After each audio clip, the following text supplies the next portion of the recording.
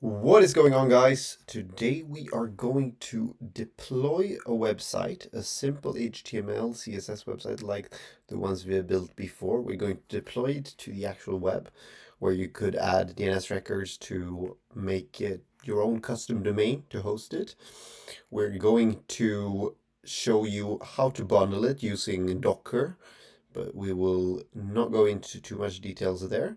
But let's begin. So for this exercise, you will need Docker desktop, or you will need Docker to run on your engine, and I recommend you go to this website and download Docker. I will explain what Docker does as well. And I recommend you go to Fly, which is a cloud service provider where like AWS or Google Cloud, where you can deploy your apps very easily and have them run on a remote machine. So, starting off with just what is Docker and what is running on a remote machine. So, we have an app running on our local computer, and what we could do is we could expose our local computer to the web by entering some commands in our terminal to make it so that it's accessible to the world and add some security constraints on that. But that would require us to run our machine 24/7, as well as it would not scale for regions. So say someone in the US wants to access, they would still need to access our local server here in Sweden. So using a cloud provider can help out with deploying it such that you limit both of these problems. You don't have to worry about the security and the 24/7 running your machine. They will figure that out, and they will also scale your application throughout the world. So if you need servers in different parts of the world, you can easily access that. So how do you run something on a machine? Or on the cloud? So the most popular way to do it is using something called Docker. So Docker, the problem with developing or sending something to the cloud is that the classic problem of it works on my machine, but it doesn't work on someone else's machine. So there's a bunch of things that are specific to how your machine is set up, perhaps your operating system, your hardware, things like this, which make it very hard to just say, just run this application. Because what does it mean to run an application? You must, if it works on your machine, it probably is somewhat due to your local development environment. So Docker gives you a way to tell the machine exactly how and in what environment to run your application. And you can look in a little bit more about how Docker works, but we'll dive into it a little bit deploying this application. But it's also deeply related to this Kubernetes thing that people were talking about on some of your presentation. Okay, let's get into it. So I will go into here to my terminal and I will create a new directory. I will call it first online web page. You can name it whatever you want. I will go into the web page. And by the way, for this everything to work, I expect you to have downloaded Docker and follow the instructions from here.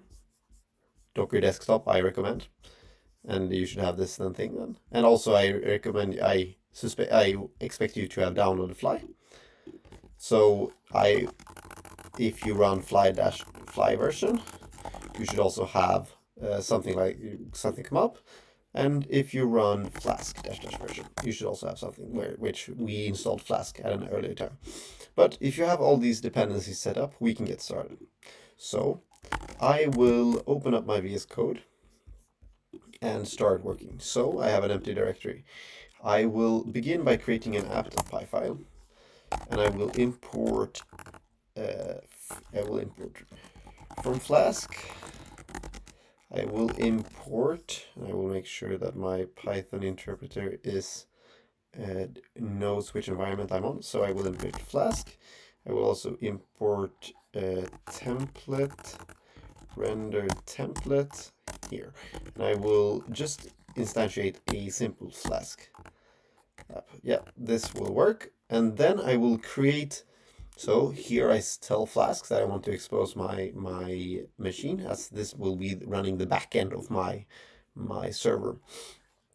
and I will create a route. Routes are the URL routes that this will be accessible to, and the slash is just the home route. So this will be accessible at the default of the home route. And here I will create a home thing, and I will just render a template. So I will create some HTML that I will render here. So here you could also create different routes. So say if you click on another page, you could have like /user, and here it could be your user interface, things like this. But we will just render one HTML. So we will create template, and we will call it index.html like we have done before, and we will make it into we will just try it out, and we will close the HTML tag like is very important. So and we will try to run this, and we will run Flask run. So if I go to my local development server, I will find that this is the case. And to make it easy, I will tell Flask that I am on development environment, and it will make it, if I run Flask run again, it will make it so that if I update my code, like hello world, without the exclamation mark, it will automatically update without me having to rerun the entire development server. I just need to refresh my browser. Okay, so we have something simple running.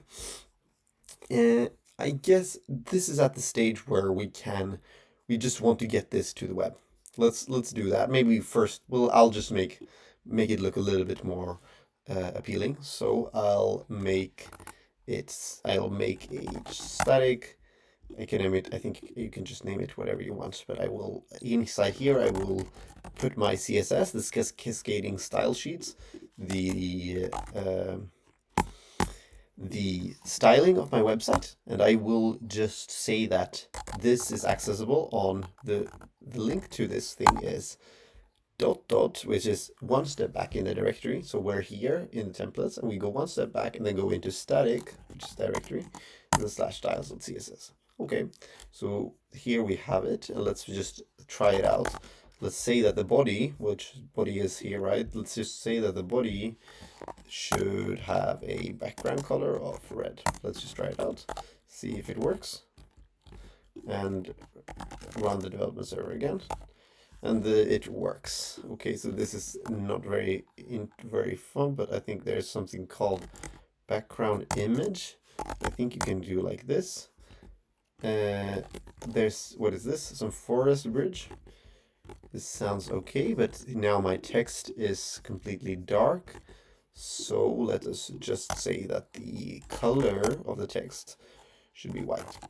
So we are so with that we can see it, and then just say that align text, line items, center, align, I guess text, align, center. Let's just do it like this. Okay, so here we have it, our simple website. Let's see if we can deploy it to the cloud like they do say. Okay, so for this, of course, we have these preliminaries we've already told, but we are going to need to create this Docker file. I know this might be a little bit scary, but it just will tell our cloud server what commands to run on their machine to get this started. So we know that once we have deployed it to the cloud, we will have to tell it run Flask run, right? But we will also have to make sure that Flask is installed. So we will tell the development server or the online cloud server that they need to download this Flask Python library. So we will do that, and in the Docker file we will, I think I will have to check here how you how you frame a Docker file. So let's just copy what I already wrote. But so we say that it needs the Python kind of, this is the image, base image that is running from. So this is the kind of thing that our operating system needs to take as a starting position. We have this working directory. It's that where things are happening, and into that we copy all our code, and then we run pip install, which will install Flask, and then we will expose the port 5000, because as we saw earlier, this was the port that the IP port that Flask exposes, and then we will just run this command. So this is command run Flask run, and just to be sure, we will say that the host is the base address. So if we do this and then we try to run, clear the terminal, and we run fly launch, I believe. So we try to launch a new application.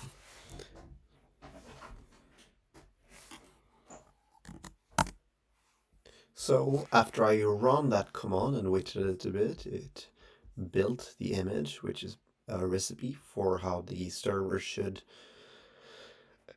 run this app once it's deployed. And it basically just says it's built a little bit of the image. Then it ran this command, remember this pip install, and it ran pip install Flask, and it installed all the packages. It says it's fine, that you can monitor the development here. They even created 2 servers for us, or 2 machines that it's running on. And you can find then the website that is now deployed at this link. So here it is, and you could also open up this link in your computer browser or on your phone or anything. It's live on the World Wide Web. So that concludes the exercise for today, and the next steps would be to improve the code here and write some more interesting stuff on our backend. So we're hosting this Python backend. We could do a lot of fun stuff here. We're going to show that, and also next step would also be to point our DNS records. So basically, if we buy a domain, if we want to host our domain on to our website, we could buy a domain and point the DNS records to this server that we're running. But this is it for today, and let's get cracking in the next video.